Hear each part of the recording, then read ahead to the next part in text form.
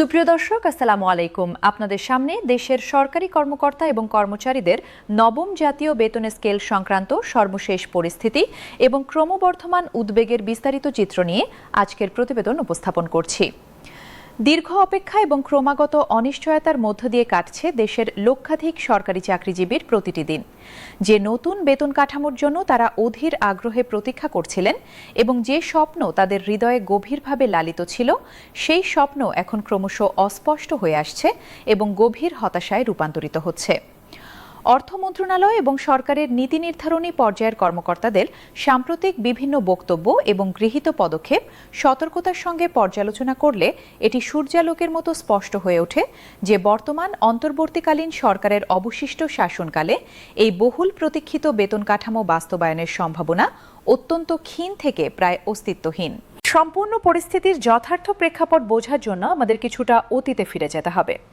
গত জুলাই মাসে যখন দেশে রাজনৈতিক উত্থান পতনের মধ্য দিয়ে একটি অন্তর্বর্তীকালীন সরকার রাষ্ট্রীয় দায়িত্বভার গ্রহণ করে, তখন থেকেই দেশব্যাপী বিভিন্ন সরকারি কর্মচারী সংগঠন, কল্যাণ সমিতি এবং পেশাজীবী সংগঠনগুলো একযোগে এবং সংগঠিতভাবে নবম জাতীয় বেতন স্কেল দ্রুত প্রণয়ন এবং যথাশীঘ্র বাস্তবায়নের তীব্র দাবি জানাতে শুরু করে। তারা বিভিন্ন প্রকার শান্তিপূর্ণ কর্মসূচি, মানববন্ধন, প্রতিবাদ সমাবেশ এবং জনসভার মাধ্যমে অবিরাম তাদের ন্যায্য দাবি জনসমক্ষে তুলে ধরে এবং সরকারের উপর ক্রমাগত চাপ প্রয়োগ করতে থাকে।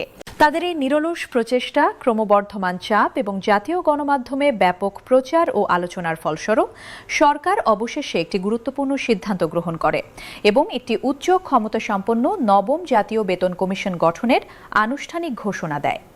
সেই সময় কমিশনের চেয়ারম্যান হিসেবে একজন অভিজ্ঞ, সুপরিচিত এবং সম্মানিত ব্যক্তিত্বকে নিয়োগ প্রদান করা হয় এবং অর্থনীতি, প্রশাসন, আইন এবং সংশ্লিষ্ট বিভিন্ন ক্ষেত্রের বিশিষ্ট বিশেষজ্ঞদের সমন্বয়ে একটি সর্বাত্মক কমিশন গঠিত হয়।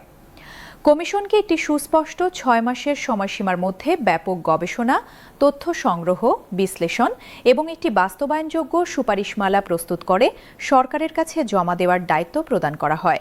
এই ঘোষণা সারা দেশের সরকারি কর্মচারীদের মধ্যে ব্যাপক আনন্দ, উৎসাহ এবং প্রবল আশা সঞ্চার করেছিল। দীর্ঘদিন ধরে একই পুরাতন এবং অপ্রতুল বেতন কাঠামোর অধীনে কাজ করতে করতে যারা শারীরিক এবং মানসিকভাবে ক্লান্ত হয়ে পড়েছিল, যারা ক্রমবর্ধমান জীবনযাত্রার ব্যয়ের সঙ্গে তাল মিলিয়ে চলতে অক্ষম হয়ে পড়েছিল এবং যারা নিজেদের বঞ্চিত এবং অবহেলিত মনে করছিল, তারা এই ঘোষণায় নতুন আশার আলো দেখতে পেয়েছিল। তারা বিশ্বাস করতে শুরু করেছিল যে এবার সম্ভবত তাদের প্রায় 1 দশক ধরে চলা কষ্টকর প্রতীক্ষার অবসান ঘটবে এবং শীঘ্রই তারা একটি নতুন এবং উন্নত বেতন কাঠামোর সুবিধা পাবেন, যা তাদের আর্থিক সংকট থেকে মুক্তি দেবে এবং জীবনযাত্রার মান উন্নয়নে সহায়ক হবে। কিন্তু সময়ের সঙ্গে সঙ্গে পরিস্থিতি সেই প্রত্যাশার বিপরীত দিকে চলে গেছে। নির্ধারিত 6 মাসের সময়সীমা অনুযায়ী গত ডিসেম্বর মাসের শেষে বেতন কমিশনের চূড়ান্ত প্রতিবেদন জমা হওয়ার কথা থাকলেও সেই সময়সীমা অনেক আগেই অতিক্রান্ত হয়ে গেছে। আমরা এখন জানুয়ারি মাসের একেবারে শেষ প্রান্তে এসে পৌঁছেছি, কিন্তু কমিশনের পক্ষ থেকে এখনও কোনো আনুষ্ঠানিক প্রতিবেদন জমা দেওয়া হয়নি। অভ্যন্তরীণ সূত্র থেকে জানা যাচ্ছে যে খসড়া প্রতিবেদন প্রায় চূড়ান্ত পর্যায়ে রয়েছে এবং সম্ভবত খুব শীঘ্রই জমা দেওয়া হতে পারে।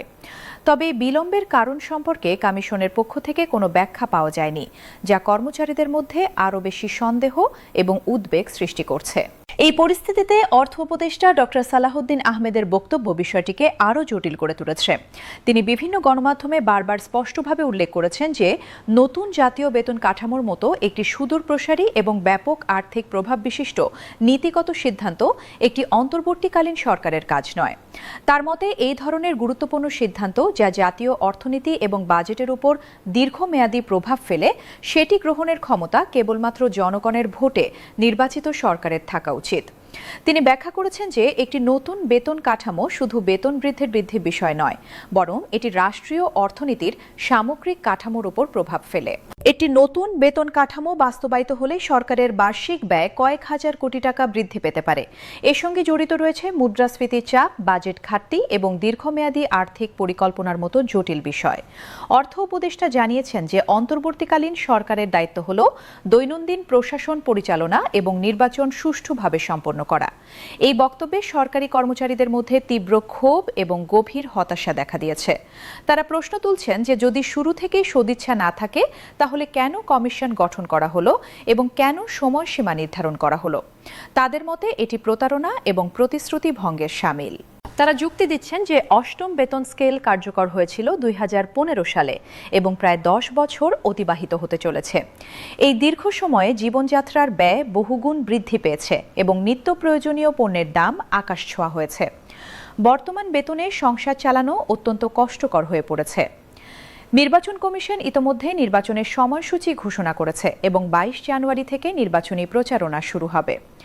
সময়ের হিসাব করলে দেখা যায় যে যদি এখনই বেতন কমিশন প্রতিবেদন জমা দেয় তাহলেও নির্বাচনী প্রচারণা শুরুর আগে সরকারের হাতে খুবই সীমিত সময় থাকবে।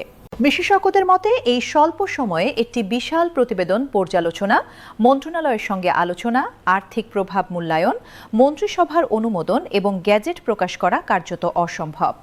ফলে প্রায় নিশ্চিতভাবে বলা যায় যে বর্তমান সরকারের আমলে নবম বেতন স্কেল বাস্তবায়িত হবে না এবং পুরো বিষয়টি পরবর্তী নির্বাচিত সরকারের জন্য রেখে দেওয়া হবে। এই পরিস্থিতিতে বিভিন্ন কর্মচারী সংগঠন আগামী 2 জানুয়ারি শুক্রবার সারা দেশব্যাপী প্রতীকী অনশন কর্মসূচি পালনের ঘোষণা দিয়েছে। তারা জানিয়েছেন যে তাদের আন্দোলন সম্পূর্ণ শান্তিপূর্ণ এবং অহিংস হবে, তবে তারা তাদের ন্যায্য দাবি থেকে সরে আসবেন না। বিশ্লেষকরা মনে করছেন নির্বাচনের পর যে সরকার ক্ষমতায় আসবে তারা এই বিষয়টি অগ্রাধিকার ভিত্তিতে বিবেচনা করবে। এই পর্যন্তই আজকের প্রতিবেদন। সংবাদে থাকার জন্য ধন্যবাদ। আল্লাহ হাফেজ।